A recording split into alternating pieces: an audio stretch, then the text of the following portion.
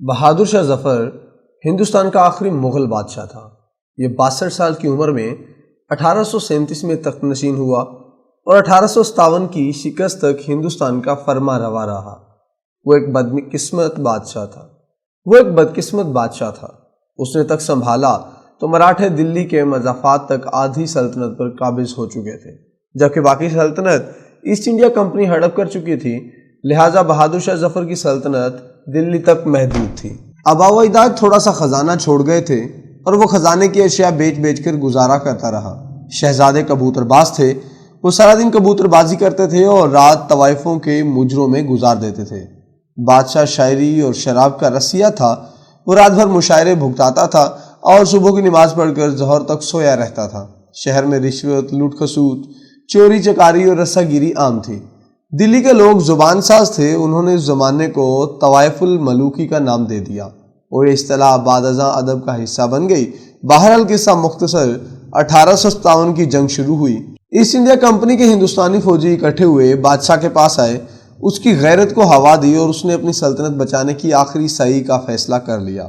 بادشاہ کو فوجی لباس پہنا کر ہاتھی پر بٹھایا گیا، لیکن 82 سال کی عمر، ناتوانی، کثرت شراب نوشی، 6 بیگمات اور 31 کنیزوں کی وجہ سے بادشاہ زیادہ دیر تک ہاتھی پر بیٹھ نہ سکا۔ وہ لڑک گیا، تلوار بھی اسے بھاری محسوس ہوئی اور اس نے وہ بھی ہاتھی کی پیٹھ پر لٹا دی۔ ان حالات میں جنگ خاک ہونی تھی۔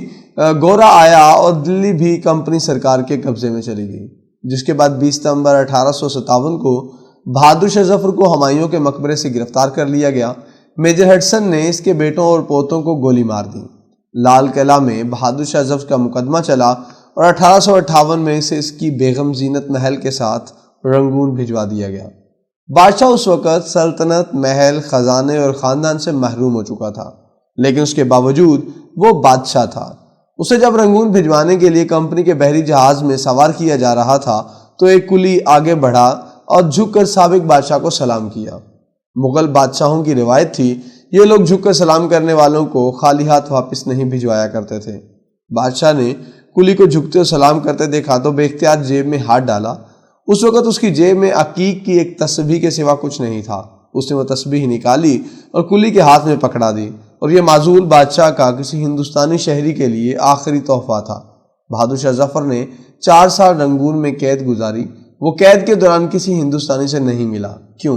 اس کی بیگم زینت محل کے مطابق بادشاہ کے پاس ملاقاتیوں کو دینے کے لیے کچھ نہیں تھا، اور یہ اس کی غیرت کو گوارا نہیں تھا کوئی اسے ملنے آئے اور وہ اسے خالی ہاتھ لوٹا دے، لہٰذا اس نے ملاقاتوں سے انکار کر دیا۔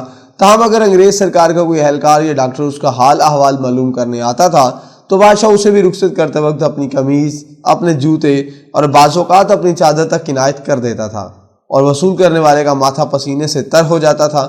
بادشاہ نے قید کے دوران بھی انگریز اہلکاروں سے کوئی چیز وصول نہیں کی۔ ڈاکٹر ادویات تک بادشاہ کے ملازموں کو دیتے تھے اور وہ انہیں پلاتے تھے۔ بادشاہ کے لیے کپڑوں، جوتوں اور چادروں کا انتظام بھی خادموں کے ذریعے کیا جاتا تھا، اور اس کے لیے کھانے پینے کا سامان بھی ملکہ عالیہ اور ملازمین کو دیا جاتا تھا۔ بادشاہ کے برتن بھی مٹی کے تھے، لیکن اس کے اپنے تھے۔ اس نے آخری سانس تک چمچ بھی اپنی استعمال کی اور موت سے پہلے اپنا یہ سامان بھی اپنے خادموں میں بانٹ دیا تھا۔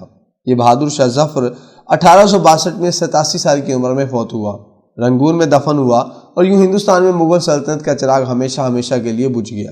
لیکن بجھتے بجھتے یہ بتا گیا، بادشاہ حالات سے نہیں بلکہ دل سے بادشاہ ہوتے ہیں، اور یہ اگر قید میں بھی ہوں اور اگر ان کی جیبیں خالی بھی ہوں تو بھی یہ کسی کے سامنے ہاتھ نہیں پھیلاتے۔ ان کا ہاتھ اس وقت بھی اوپر ہوتا ہے، نیچے نہیں۔